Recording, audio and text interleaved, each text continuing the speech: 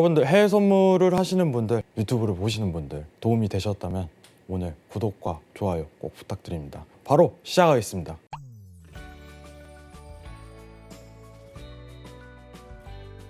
네, 안녕하세요. 피촌입니다. 오늘 시황에서는 이번 FOMC 회의에 대한 내용, 어떤 정리와 그리고 향후 FOMC에 대해서 좀 집중해야 될 내용, 시장에 대한 변동 요인을 체크해 보도록 하겠습니다. 자, 우리 일단은 FOMC부터 좀 체크를 해보도록 하죠. 네, 근본적 문제는 풀리지 않아 라는 내용으로 리포트 내용이 있는데 좀 참고하면서 들어가도록 할게요. 자, 일단 시장에서 좀 집중해야 될 내용이 딱 정해져 있습니다. 지금 사실 이제 고용지표가 최근에 크게 좋지는 않은 상황이지만은 고용지표에 의해서 지금 테이퍼링을 이번 달 진행하는 사항은 아닙니다. 현실적으로. 왜 그러냐?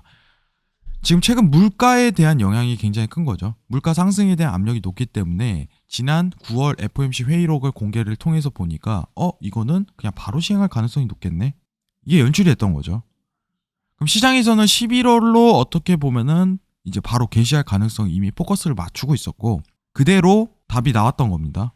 자, 내용 한번 보면서 가도록 하겠습니다. 자, 페드는 11월 FOMC에서 만장일치로 기준금리 동결, 당연한 거죠. 중요한 사항이 아닙니다.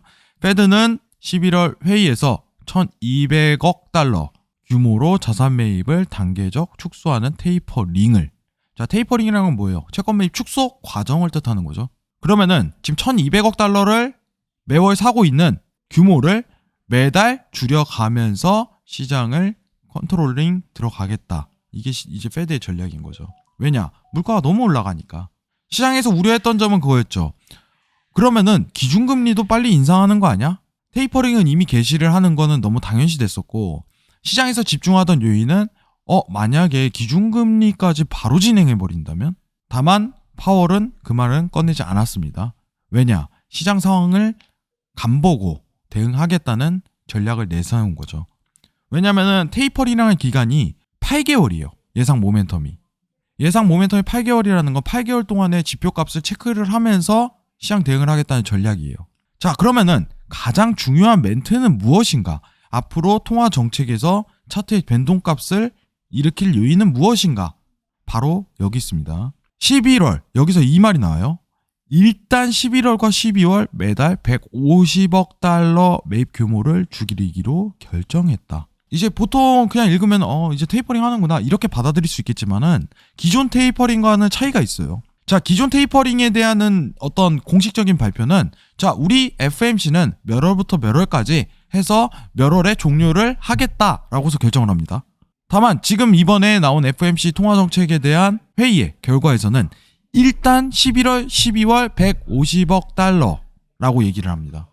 자, 무슨 뜻일까요? 자, 앞으로 물가에 대한 상승 압력과 수준을 판단하고 물가에 대한 상방 압력이 과해질 시 어떻게 되겠어요? 150억 달러에 대한 이상을 축소를 하겠죠.